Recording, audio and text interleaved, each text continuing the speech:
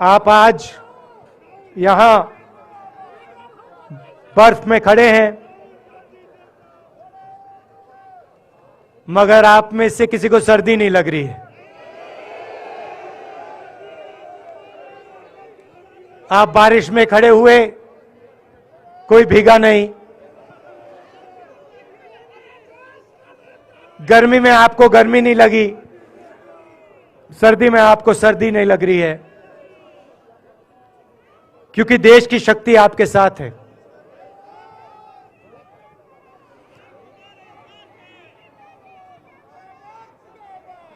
प्रियंका की बात मैं सुन रहा था। प्रियंका ने कहा मेरे मैसेज के बारे में, प्रियंका ने कहा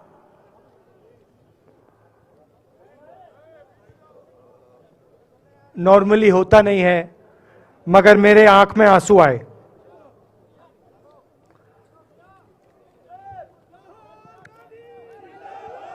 क्योंकि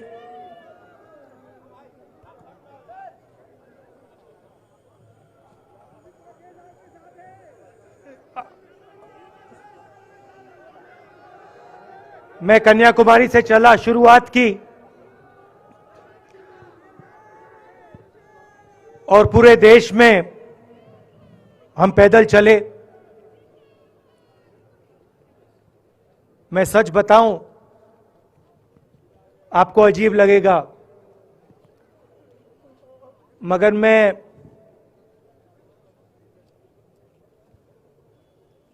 बहुत सालों के लिए हर रोज 8-10 किलोमीटर दौड़ता हूं। तो मैंने सोचा था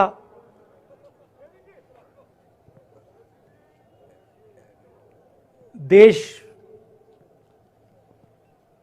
कन्याकुमारी से कश्मीर चलने में इतनी मुश्किल नहीं होगी। मेरे दिल में था कि आसान होगा, फिजिकली मेरे लिए ये मुश्किल काम, मैंने सोचा था मुश्किल काम नहीं होगा। शायद मैं काफी वर्जिश करता हूं, थोड़ा सा अहंकार आ गया, जैसे आ जाता है।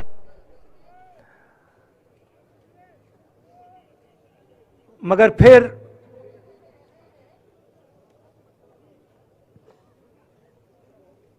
बात बदल गई। जब मैं छोटा था,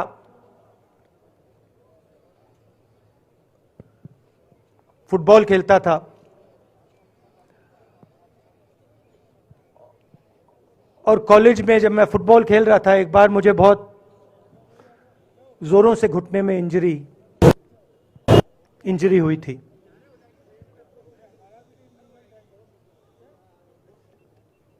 मैं उसको भूल गया था।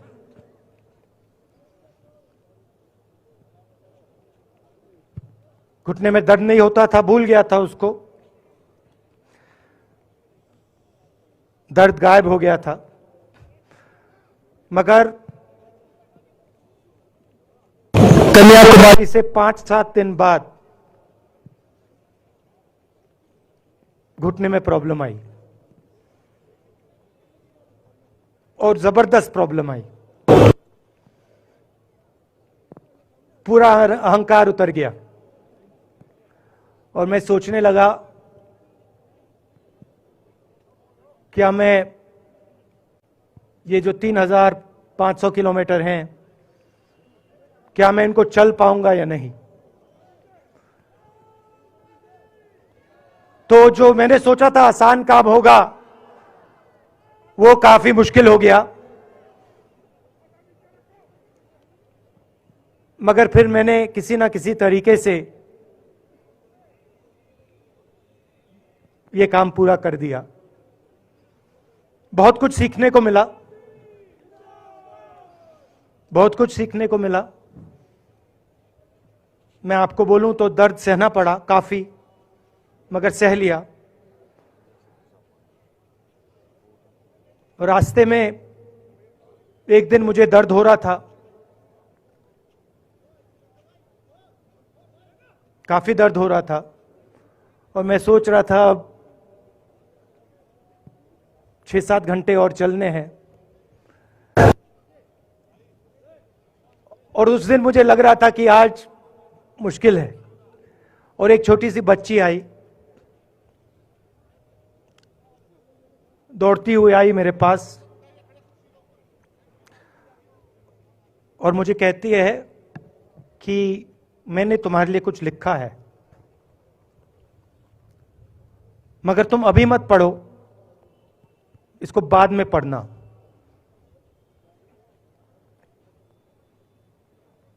और फिर वो मुझे गले लग के भाग गई। फिर मैंने सोचा अब पढ़ता हूं क्या लिखा है।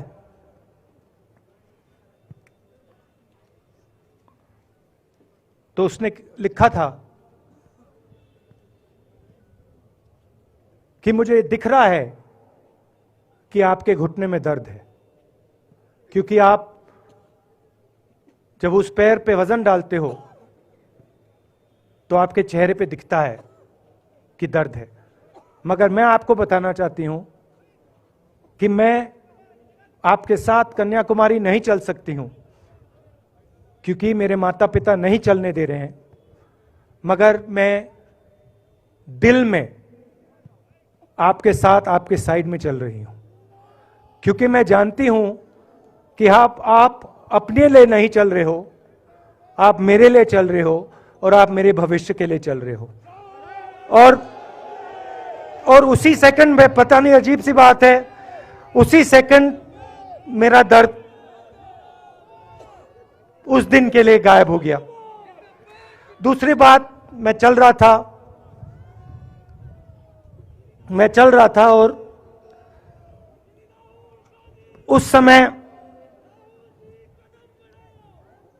उसी समय वहां पे थोड़ी सर्दी बढ़ रही थी। सुबह का समय था और 4 बच्चे आए।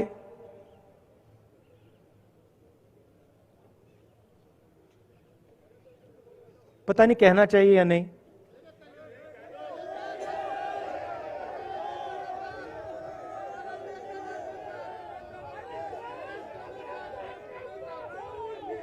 तो कह देता हूं, छोटे से बच्चे थे, भिखारी थे, भीख मांगते थे और मेरे पास आए। कपड़े नहीं थे, मैंने देखा,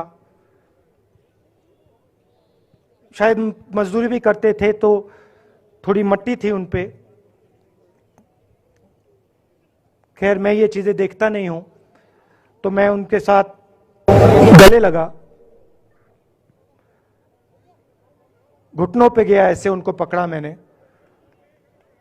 क्योंकि मैं उनकी लेवल पे रहना चाहता था। और फिर, नहीं सुनिए, मैं ये बात कहना नहीं चाह रहा था मगर कह दूंगा। तो उनको ठंड लग रही थी, वो कांप रहे थे, शायद उनको खाना नहीं मिला था, छोटे बच्चे मजदूरी कर रहे थे।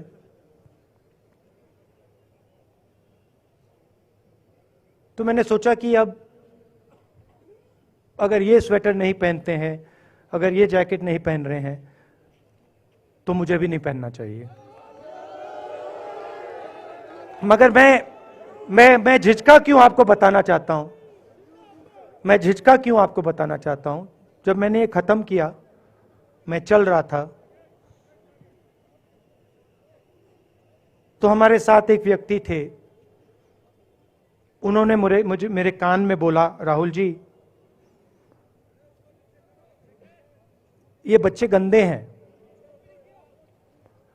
इनके पास आपको ऐसे जाना नहीं चाहिए।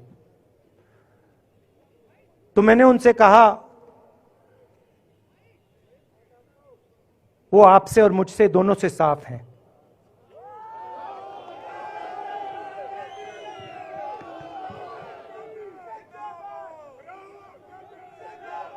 तो देश में कभी कभी यह विचारधारा दिखाई दे जाती है। दूसरी बात आपको बता देता हूं, शायद लोगों को अच्छी ना लगे। जब मैं चल रहा था, आपने देखा होगा कि बहुत सारी महिलाएं रो रही थी। आपने देखा? आपको मालूम है क्यों रो रही थी? नहीं, उसमें से बहुत सारी महिलाएं इमोशनल थी, मुझसे मिलकर रो रही थी, मगर उसमें बहुत सारी ऐसी भी महिलाएं थी जिन्होंने मुझे बोला कि उनके साथ बलात्कार हुआ है, उनको किसी ने मोलेस्ट किया है, उनके किसी रिश्तेदार ने उनको मोलेस्ट किया है। और जब मैं उनसे बोलता था, बहन मैं पुलिस को बताऊं, तो मुझे कहती थी, राहुल जी पुलिस को मत बताइए, हम चाहते हैं कि आपको यह बात मालूम हो, मगर पुलिस को मत बताइए, हमारा और भी नुकसान हो जाएगा। तो ये हमारी देश की सच्चाई है। ऐसी बहुत सारी और मैं कहानियां आपको बता सकता हूं।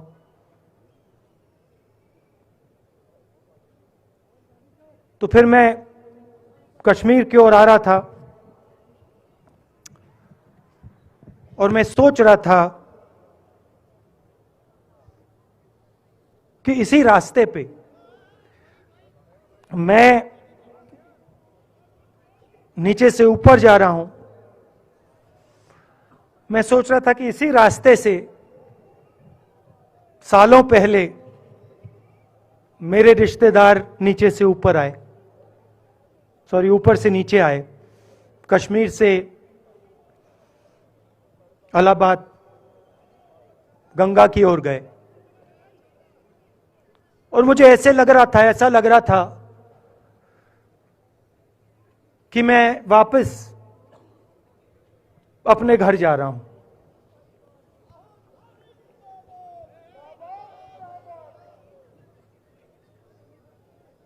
घर मेरे लिए, जब से मैं छोटा था, मैं सरकारी घरों में रहा हूं, मेरा अपना घर नहीं है। तो मेरे लिए घर, जिसको जो स्ट्रक्चर होता है, उसको मैंने कभी घर नहीं माना। वो मेरे लिए, मैं कहीं भी रह लूं, वो एक इमारत होती है, वो घर नहीं होता है। घर मेरे लिए एक सोच है, एक जीने का तरीका है, एक सोचने का तरीका है।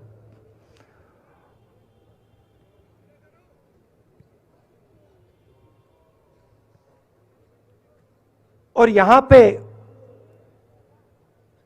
जिस चीज को आप कश्मीरियत कहते हो, उसको मैं अपना घर मानता हूं। अब ये कश्मीरियत है क्या? ये जो शिव जी की सोच है एक तरफ, और थोड़ी सी गहराई में जाएंगे तो उसको शून्यता कहा जा सकता है। अपने आप पर, अपने अहंकार पर, अपने विचारों पर आक्रमण करना। और दूसरी तरफ इस्लाम में, जिसको शून्यता यहां कहा जाता है, वहां फना कहा जाता है। सोच वही है। इस्लाम में फना का मतलब अपने ऊपर आक्रमण, अपनी सोच पर आक्रमण, जो हम अपना किला बना देते हैं कि मैं ये हूं,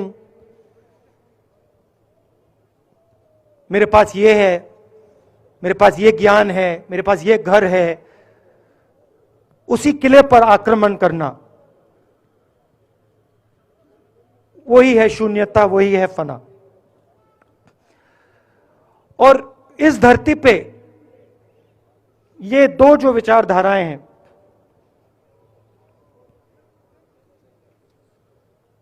इनका एक बहुत गहरा रिश्ता है और ये सालों से रिश्ता है,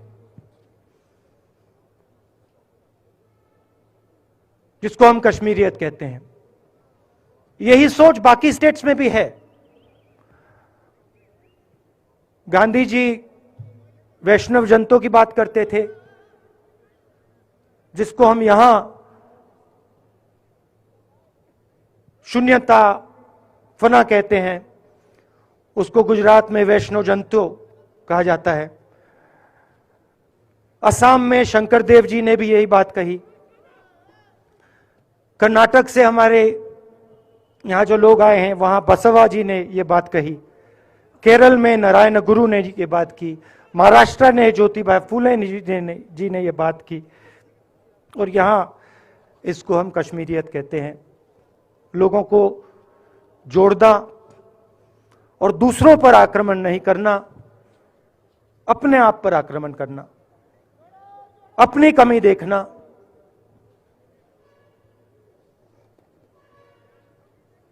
मैंने आपको कहा कि मेरा परिवार कश्मीर से गंगा की ओर गया था।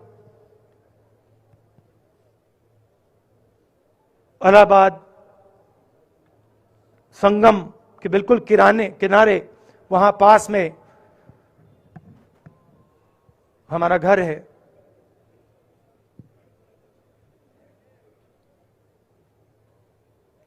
तो जब यहां से वो वहां गए, उन्होंने कश्मीरियत की जो सोच थी उसको गंगा में डाला था।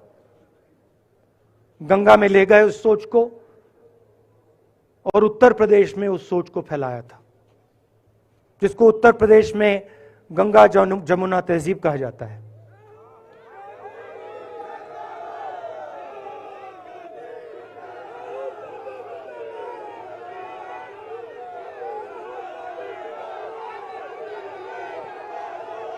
तो उन्होंने, मेरे परिवार ने छोटा सा काम, कोई बड़ा काम नहीं किया। जो आपने उनको सिखाया, जो जम्मू कश्मीर के लोगों ने उनको सिखाया, लद्दाख के लोगों ने सिखाया, क्योंकि उसमें बौद्ध धर्म भी है, उनके पास भी वही सोच, शून्यता की सोच उधर भी है। वो उसको ले गए और उस विचारधारा को, सोच को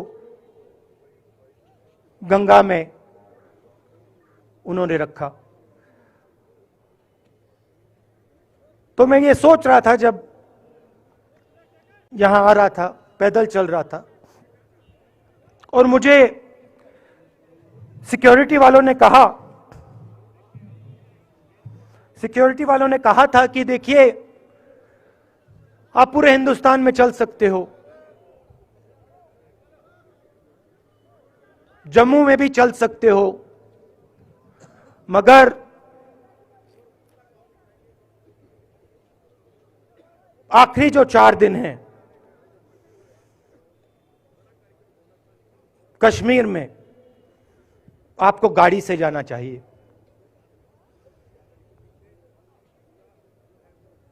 वेणुगोपाल जी ने मुझे कहा पहले, और जो ऑर्गेनाइज कर रहे थे उन्होंने कहा।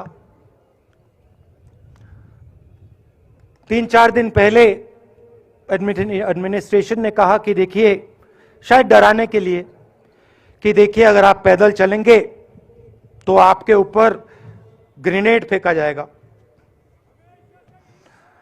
तो मैंने सोचा, नहीं सुनिए, मैंने सोचा कि ऐसे करते हैं, मैं अपने घर वापस जा रहा हूं, 4 दिन पैदल चलूंगा, अपने घर के जो लोग हैं उनके बीच में चलूंगा। और मैंने सोचा कि जो मुझसे नफरत करते हैं उनको क्यों ना मैं एक मौका दूं। कि मेरी सफेद शर्ट का रंग बदल दें, लाल कर दें।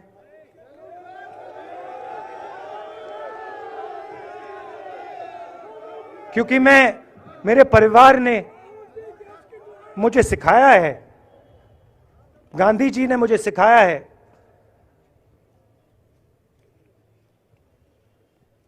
कि अगर जीना है तो डरे बिना जीना है, नहीं तो जीना नहीं है। तो मैंने मौका दिया, मैंने कहा मैं 4 दिन चलूंगा, बदल दो टी शर्ट का रंग, लाल कर दो, देखी जाएगी। मगर जो मैंने सोचा था वही हुआ। जम्मू कश्मीर के लोगों ने मुझे हैंड ग्रेनेड नहीं दिया, अपने दिल खोलकर प्यार दिया, गले लगे।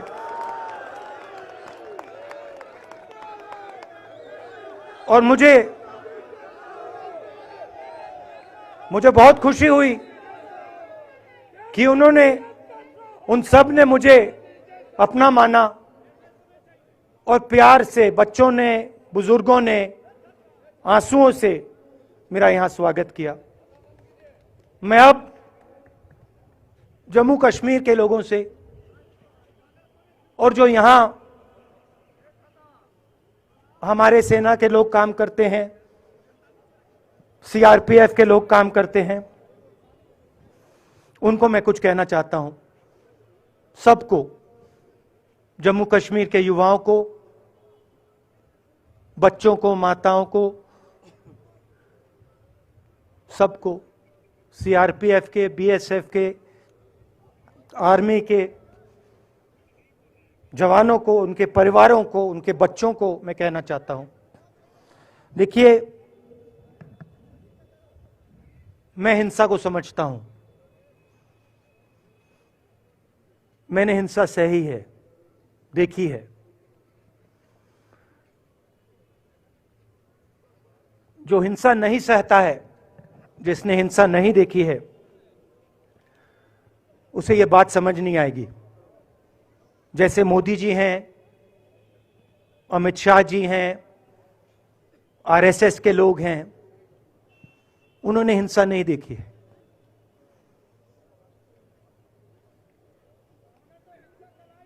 डरते हैं, नहीं डरते हैं, देखिए डरते हैं। यहां पे हम 4 दिन पैदल चले, मैं आपको गारंटी देके कह सकता हूं कि बीजेपी का कोई नेता ऐसे नहीं चल सकता है। और इसलिए नहीं क्योंकि जम्मू कश्मीर के लोग, इसलिए नहीं क्योंकि जम्मू कश्मीर के लोग उनको चलने नहीं देंगे, इसलिए क्योंकि वो डरते हैं। खैर, मैं अपने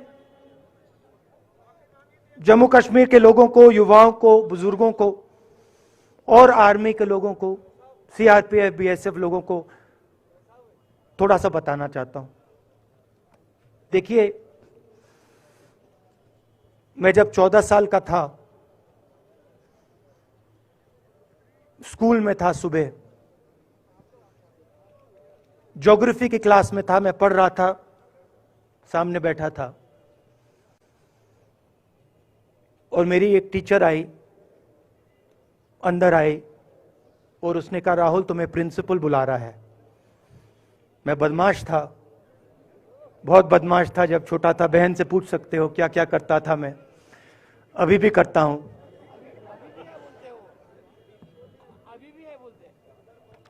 मैंने सोचा प्रिंसिपल बुला रहा है, मैंने कुछ गलती की होगी, अब मार पिटेगी। वहां पे केनिंग होती थी, मैंने सोचा था अब केनिंग होगी मेरी। मगर जब मैं चल रहा था, जिस टीचर ने मुझे बुलाया, उसको देखकर मुझे कुछ अजीब सा लगा। और जब मैं प्रिंसिपल के ऑफिस पहुंचा तो प्रिंसिपल ने कहा, राहुल तुम्हारे घर से फोन कॉल है।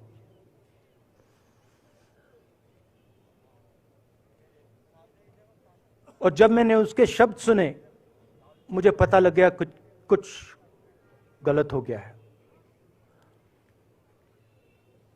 मेरे पैर कांपे और मैंने जैसे फोन अपने कान पे लगाया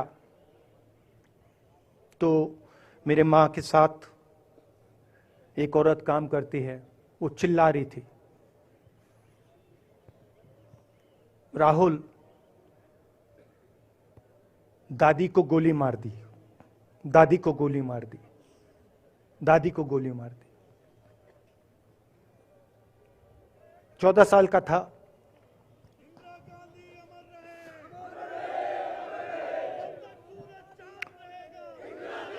देखिए, ये जो मैं कह रहा हूं, ये जो मैं कह रहा हूं, ये जो मैं अभी कह रहा हूं, ये बात प्रधानमंत्री को नहीं समझ आएगी, ये बात अमित शाह जी को नहीं समझ आएगी, ये बात डोवल जी को भी नहीं समझ आएगी, मगर ये बात कश्मीर के लोगों को समझ आएगी, ये बात सीआरपीएफ के लोगों को समझ आएगी, ये बात आर्मी के लोगों को समझ आएगी, उनके परिवारों को समझ आएगी। तो उन्होंने मुझे कहा, नाम ओंगमू है उसका, उसने कहा दादी को गोली लग गई, दादी को गोली लग गई। और फिर मुझे गाड़ी में वापस ले गए, प्रियंका को मैंने स्कूल से उठाया, मैं वापस गए।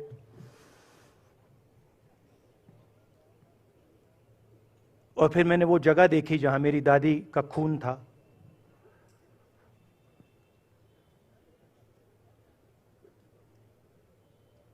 पापा आए, मां आई, मां बिल्कुल हिल गई थी, बोल नहीं पा रही थी।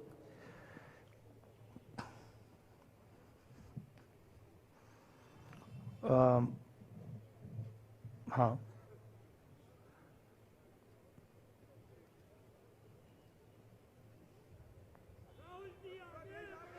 फिर क्या हुआ? तो जब जो हम लोग हैं जिन्होंने हिंसा देखी है,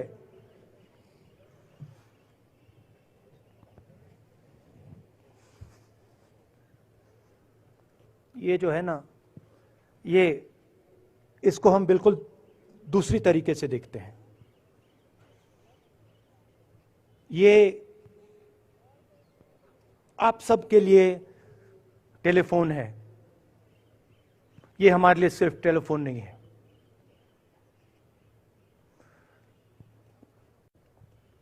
उसके बाद 6-7 साल बाद मैं अमेरिका में था और फिर से टेलीफोन आया। 21 में टेलीफोन आया।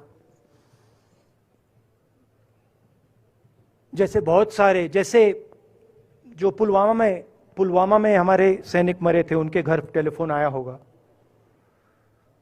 हजारों कश्मीरी लोगों के घर टेलीफोन आया होगा, सेना के परिवारों को टेलीफोन आया होगा, वैसा ही टेलीफोन आया। पिता के एक दोस्त थे, उन्होंने मुझे फोन किया और कहा, राहुल, बुरी खबर है। मैंने उनसे कहा, मैं जानता हूं, पापा मर गए। कहते हैं हाँ। मैंने कहा धन्यवाद, फोन रख दिया। तो मेरा कहना है जो हिंसा करवाता है, जैसे मोदी जी हैं, अमित शाह जी हैं, अजीत डोवल जी हैं, आरएसएस के लोग हैं, वो इस बात को समझ नहीं सकते हैं, वो दर्द को समझ नहीं सकते हैं। हम समझ सकते हैं। पुलवामा के जो सैनिक थे, उनके बच्चों के दिल में क्या हुआ मैं जानता हूं। मेरे दिल में वही हुआ है जो यहां पे कश्मीर में लोग मरते हैं, उनके दिल में क्या होता है। जो फोन कॉल आता है, क्या लगता है, वो मैं समझता हूं, मेरी बहन समझती है। तो कल किसी जर्नलिस्ट ने मुझसे पूछा, यात्रा का क्या लक्ष्य है?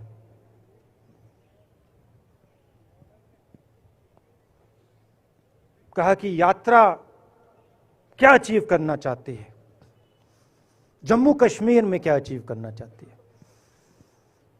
मेरे उस समय दिमाग में आया, मगर मैंने कहा नहीं बोलता हूं, कल भाषण में बोलूंगा। यात्रा का लक्ष्य है कि ये जो फोन कॉल हैं, चाहे ये आर्मी के हों, चाहे सीआरपीएफ के हों, चाहे ये कश्मीर के लोगों के हो, ये फोन कॉल बंद हो जाए।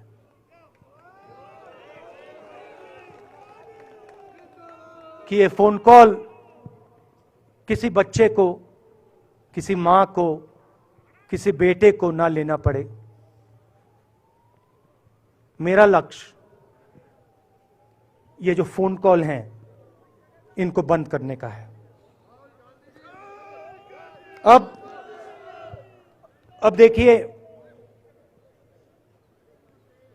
बीजेपी आरएसएस के लोग आक्रमण किस चीज पे कर रहे हैं।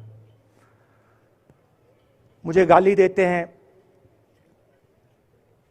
मैं उनका धन्यवाद करता हूं, क्योंकि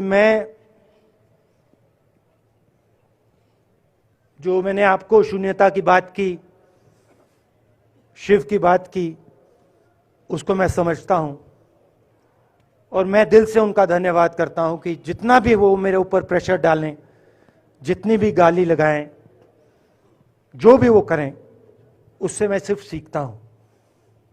तो मैं एक प्रकार से उनका धन्यवाद करता हूं। मगर जो मैंने आपको बात बोली पहले, चाहे वो कश्मीरियत है, चाहे वो वैष्णव जंतो है, चाहे वो शंकर देव जी हैं, बसवा हैं, नारायण गुरु हैं, तिरुवल्लुवर हैं जो तमिलनाडु के बड़े पोएट हैं, फूले जी हैं, और जो कश्मीरियत हैं, ये इस विचारधारा पे आक्रमण कर रहे हैं। और ये जो विचारधाराएं हैं, ये इस देश की नींव है, इस देश की फाउंडेशन है।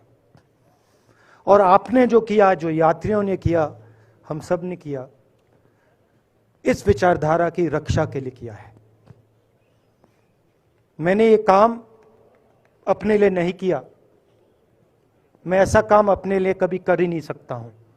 मैंने ये काम हमारे कांग्रेसी मित्रों को ये अच्छा ना लगे, मगर मैंने ये काम कांग्रेस पार्टी के लिए भी नहीं किया है। मैंने ये काम, और हम सब ने ये काम हिंदुस्तान की जनता के लिए किया है। और हमारी कोशिश है कि जो विचारधारा इस देश की नींव को तोड़ने की कोशिश कर रही है, जो विचारधारा इस देश की नींव को तोड़ने की कोशिश कर रही है, उसके खिलाफ हम खड़े हों, मिलकर खड़े हों, नफरत से नहीं, क्योंकि वो हमारा तरीका नहीं है, मोहब्बत से खड़े हों। मैं जानता हूं कि अगर हम मोहब्बत से खड़े होंगे, प्यार से बात रखेंगे, तो हमें सफलता मिलेगी। और उनकी जो विचारधारा है, उसको हम सिर्फ हराएंगे नहीं, मगर उस विचारधारा को हम उनके दिलों से निकाल देंगे। तो आपने, देश की जनता ने हमारा समर्थन किया। हमारी कोशिश है कि हमें, बीजेपी ने एक जीने का तरीका, राजनीतिक तरीका दिखाया है। हमारी कोशिश है कि हम एक और तरीका, जो हिंदुस्तान का तरीका है, मोहब्बत का तरीका है, वो हम देश को दिखाएं, हम देश को याद दिलाएं कि हिंदुस्तान मोहब्बत का देश है, इज्जत का देश है, भाईचारे का देश। तो हमने जो कहा था, छोटा सा कदम लिया है, बड़ा कदम नहीं है। नफरत के बाजार में मोहब्बत की दुकान खोलने की कोशिश की। धन्यवाद। जय हिंद।